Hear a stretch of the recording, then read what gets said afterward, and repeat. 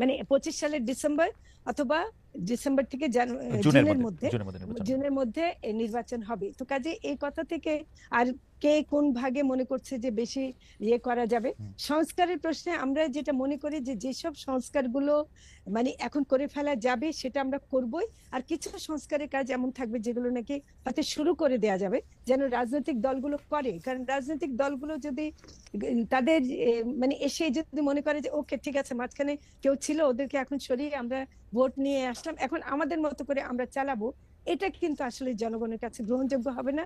এবং আমাদেরও জনগণের কাছে যে প্রতিশ্রুতি আমরা দিয়েছি সেটাও রক্ষা করা হবে না। কাজে সংস্কারের ব্যাপারটা আমাদেরকে দেখতেই হবে এবং সেটা আমরা যতদূর সম্ভব আমরা এর মধ্যে করার চেষ্টা করব। কিছু কাজ হয়তো শুরু করে দেব, আর কিছু কাজ হয়তো আমরা আহ শেষ করতে যদি পারি করবো। আমি আপা আপনাকে ধন্যবাদ। আমি একটু উম্মে ওয়ারা আপনার কাছে একটু আসতে চাই। দুটো বিষয় আপনি একটু দৃষ্টি আকর্ষণ করতে চাই। কথাটি আমরা তুলেছিলাম কিন্তু এটি নিয়ে আলোচনাটা হয় না, আপনার মানে আলোচনাটার পরিণতি পায় নাই। আপনার কাছে যেটি জানতে চাইবো যে সেটি হচ্ছে আজকে প্রধান উপদেষ্টা ডক্টর মোহাম্মদ ইউনূস বলেছেন সবসময় মনে রাখতে হবে, আমি কোট করছি, আমরা কিন্তু যুদ্ধ অবস্থায় আছি। গুজব হলো এই জুলাই অভ্যুত্থানের বিরুদ্ধে পরাজিত শক্তির মস্ত বড় হাতিয়ার। সেইটা জুলাই অভ্যুত্থান এই পরাজিত শক্তির মস্ত বড় হাতিয়ার বলা হচ্ছে একদিকে, কিন্তু আমরা দেখছি যে ছাত্র জনতার ব্যানারে মব তৈরি করে আগের ক্ষমতাসীনদের বা তাদের ঘরবাড়িতে আক্রমণ করা হচ্ছে। কখনো দেখছি যে আপা যাদের কথা বললেন তৌহিদি জনতার ব্যানারে মাজার জ্বালিয়ে দিচ্ছে, কাউকে কতল করতে হবে এই দাবি করা হচ্ছে প্রকাশ্যে। এসব ঘটনা আপনি কিভাবে দেখছেন? এই মব এবং এই তৌহিদি জনতা নিয়ে অন্তর্বর্তীকালের সরকারের অবস্থান কি সঠিক মনে হচ্ছে কিনা? কারণ আমি আপা নিশ্চয়ই এটা জবাব দিবেন, আপনার কথা আমি আগে শুনতে চাই। আমরা কিন্তু অন্তর্বর্তী সরকারের যেটাকে আমরা আমাদের সাংবাদিকতার জার্গনে বলি মাল্টিপল এডিটোরিয়াল সিনড্রোম আমরা দেখতে পাচ্ছি। একটার জায়গায় একরকম, আরেকটার জায়গায় আরেক রকম, কোনো কনসিস্টেন্সি নাই। আপনি কি বলবেন আমাদের একটু জি আপনার মতামত একটু শুনতে জি, পাচ্ছি। অনেক ধন্যবাদ। আমি প্রথমেই বলবো যে সরকার, একজন যখন সরকারের দায়িত্বে থাকেন, একজন যখন সরকার প্রধান বা একজন সাধারণ জনগণ হিসেবে আমি কিন্তু চাইবো তিনি আমার নিরাপত্তা নিশ্চিত করবেন।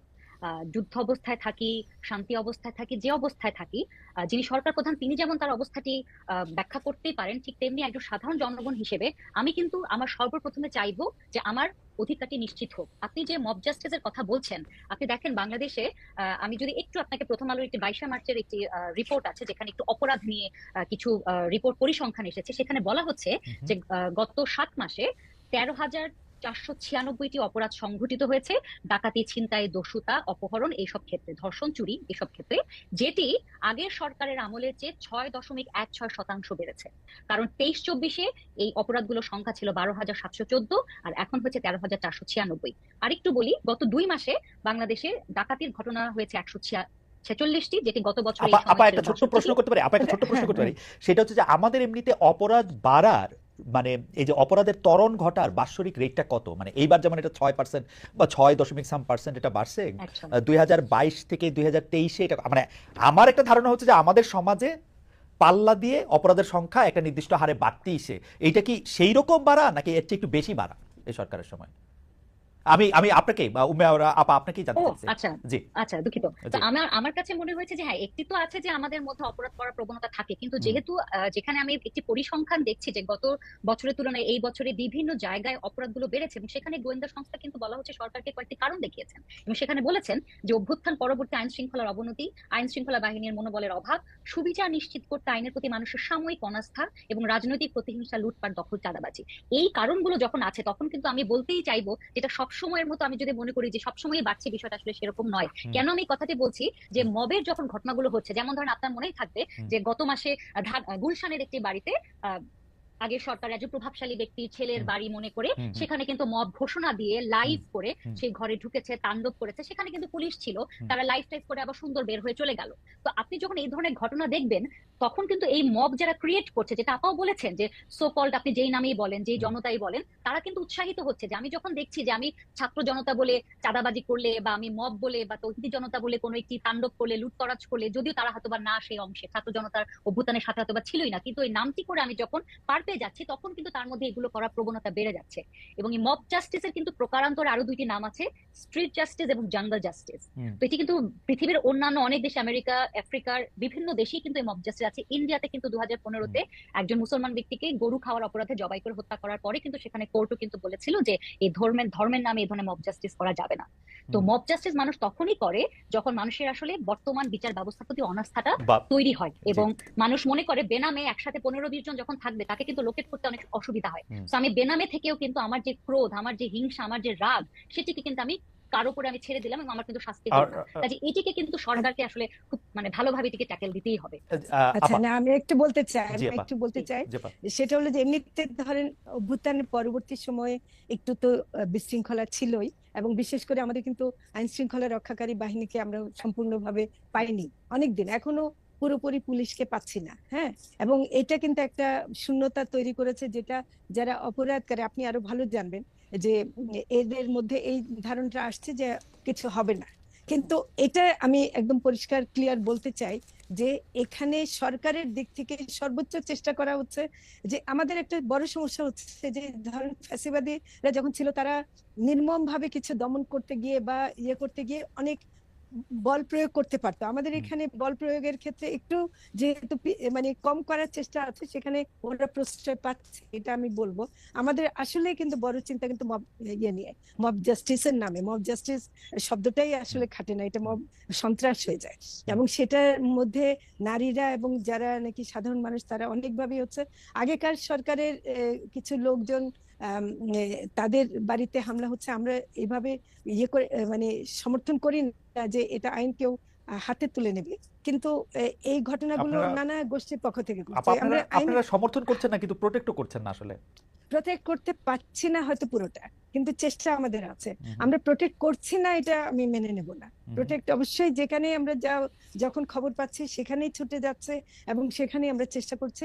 হ্যাঁ, আমাদের ঘাটতি আছে, এটা আমি অস্বীকার করব না, ঘাটতি আছে। আচ্ছা, গুজবের প্রসঙ্গটা আবার একটু ওয়ারার কাছে ফিরি, কারণ ওয়ারার কাছ থেকে শুনে আমরা আবার ফরিদ আপনার কাছে শুনবো। গুজবের কথা বলা হচ্ছে, প্রফেসর ডক্টর মোহাম্মদ ইউনূসও আজকে গুজবের কথা বলছেন যে সরকার প্রধান তিনি যে গুজব ছড়িয়ে এই জুলাই অভ্যুত্থানের বিরুদ্ধে, এই গুজবটা হচ্ছে পরাজিত শত্রুর মস্ত বড় হাতিয়ার। এই গুজবের পেছনে দিনরাত কাজ করছে বহু অভিজ্ঞ সমর বিশারদ, সীমাহীন অর্থ এর পেছনে নিয়োজিত আছে। আপনি একে আসলে কিভাবে দেখেন? কারণ হচ্ছে যে যাদের উদ্দেশ্যে এই গুজবটা করা হচ্ছে সেটাকে আমরা কেন এটাকে গুজব বলবো? কারণ একটু চিন্তা করলেই তারা দেখবেন যে কথা সত্য না, কিন্তু তারা এটা বিশ্বাস করে বা এটাকে সামনে নিয়ে এটা বলা হচ্ছে বলে যাচ্ছেন যেন এইটা তাদের দরকার ছিল, এই বাহানাটার। তারা কিন্তু এই সত্য মিথ্যাকে আলাদা করতে পারেন, কিন্তু তারা এই গুজবটাকে বিশ্বাস করছেন কারণ ঘটে যাহা তাহা তো সত্য নয়। সত্য হচ্ছে আমি যেটা বিশ্বাস করি সেটাই সত্য, আর আমি তো বিশ্বাস করতে চাইতেছি এইটা, এবং আমার একটা বাহানা দরকার আছে। সরকার এখানে আমাকে সাহায্য করতেছে। সরকার সাহায্য করতেছে কেন? সরকারেরও তো রাগ আছে আওয়ামী লীগের উপরে, সরকারেরও তো রাগ আছে ধরা যাক বিএনপির উপরে। এখন আওয়ামী লীগ বা বিএনপির বিরুদ্ধে গুজব ছড়ায় আমরা যখন আওয়ামী লীগ বিএনপির আক্রমণ করতে চাইছি, বিশেষ করে আওয়ামী লীগ আক্রমণ করতে চাইছি, কোন গুজবটার কথা বলছেন? কোন গুজবটার কথা বলছেন আমি জানি না। আমি বলতেছি হচ্ছে যে গুজব যে ছড়ানো হইতেছে তাতে তো আক্রান্ত হইতেছে হচ্ছে আগের সরকারের মানুষ। সরকার তখন প্রোটেক্ট করতেছে না, কারণ সরকার তো এটাকে লাইক করতেছে। তাহলে প্রফেসর ইউনূস কেন বলতেছেন যে এই গুজব দেখলে, এই গুজব হচ্ছে অভ্যুত্থানের পরাজিত শক্তির মস্ত বড় হাতিয়ার? কারণ এই গুজব দিয়ে তো সরকারকে বা এনসিপিকে আক্রমণ করা হচ্ছে না, গুজব দিয়ে আক্রমণ করা হচ্ছে এনসিপির শত্রুদের, সরকারের শত্রুদের। আমি যদি সরলভাবে বলি আর কি। আমি একটু ওয়ার থেকে শুনি, ফরিদ আপার কাছে একটু শুনবো, কারণ আমার কাছে মনে হচ্ছে যে গুজব ছড়ায়ে আক্রমণ করা হচ্ছে এনসিপি শত্রুদের, সরকারের শত্রুদের, আওয়ামী লীগের বন্ধুদের। আমি এবার সমীকরণ টানতে পারি কিনা? জি ওয়ারা। আচ্ছা, জি ভাই, হ্যাঁ আমি একটু বলি যে গুজব, দেখেন আমাদের এখন সামাজিক গণমাধ্যমের যুগ, এখন আমাদের ইন্টারনেটের যুগ। 80-র দশকে 90-র দশকে কিন্তু এই সুযোগগুলো অনেক কম ছিল, ইউটিউবের যুগ এখন, তাই না? গুজব তো থাকবে, এটা শুধুমাত্র এখনকার যে অন্তর্বর্তী সরকারের আমল না, এটা গত আওয়ামী লীগ সরকারের ছিল, আগামীতে যে সরকার আসবেন তাদের ক্ষেত্রেও হবে। আমার কাছে মনে হয় যে যার কাজ গুজব তৈরি করা, কিন্তু গুজব তৈরি করবেনই, কিন্তু সরকারের দায়িত্ব হচ্ছে আসলে কি খুব দৃশ্যমান কিছু কাজ করে, দৃশ্যমান জনগণের আকাঙ্ক্ষার সাথে যায় এই ধরনের কিছু কাজ করে না জনগণের কনফিডেন্সটাকে অর্জন করা। যেমন ধরেন অনেকেই বলছেন জুলাই হত্যাকাণ্ডের বা ঘুমের বিষয়গুলো, যেখানে আয়না ঘর, এগুলো আমরা দেখেছি, এগুলো হচ্ছে মানুষের খুব আবেগের জায়গায় আছে, সেই জায়গার বিচার প্রক্রিয়াগুলো যদি আপনি সঠিকভাবে শুরু করেন এবং সেই জায়গাগুলোতে আপনি বিচার যদি নিশ্চিত করতে পারেন, আপনি যদি যারা জুলাই অভ্যুত্থানে আহত হয়েছেন তাদের ক্ষতিপূরণের জায়গাটি আপনি নিশ্চিত করতে পারেন, আপনি যদি রিকনসিলিয়েশন গুলো করতে পারেন। এই যে আপা বলছেন যে পুলিশকে আমরা ঠিক মতো পাই নাই, কেন পাই নাই? পুলিশের সাথে সাধারণ জনগণের যে রিকনসিলিয়েশন, সেটার চেষ্টা কি আমরা করেছি?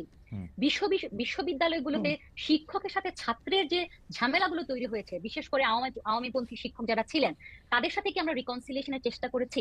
আমরা যখন ক্রান্তিকালীন ইনসাফের কথা বলি, পোস্ট কনফ্লিক্ট জাস্টিসের কথা বলি, শুধুমাত্র বিচারের কথা কিন্তু আমরা বলি না, হুম, সেখানে কিন্তু রিকনসিলিয়েশনের কথা খুব গুরুত্বের সাথে আসে, ক্ষতিপূরণের কথা খুব গুরুত্বের সাথে আসে। কাজে আমি গুজবের কথা আমি বলতেই পারি, গুজব তো থাকবেই, কিন্তু আমি সরকারের একজন হিসেবে বা সরকার হিসেবে আমি যখন খুব পজিটিভ কিছু কাজ করতে পারবো, আমি আমার জায়গাটা ক্লিয়ার করতে পারবো, তখন কিন্তু গুজব টুজব দিয়ে আসলে কিছু হয় না। কাজে হুম, আমি মনে করি সরকারের মূল জায়গাটা, মূল কনসেন্ট্রেশনটা থাকা উচিত যে কোন বিষয়গুলো মানুষ আসলে জুলাই অভ্যুত্থানের সময় সবচেয়ে বেশি চেয়েছিল, কোন হুম। বিষয়গুলো তারা আসলে সবচেয়ে বেশি চায়। আমি বলছি না তাড়াহুড়ো করে কোনো কিছু করতে, জাস্টিস হারিড জাস্টিস বারিড, সেটা আমি মনে করি, কিন্তু আমি মনে করি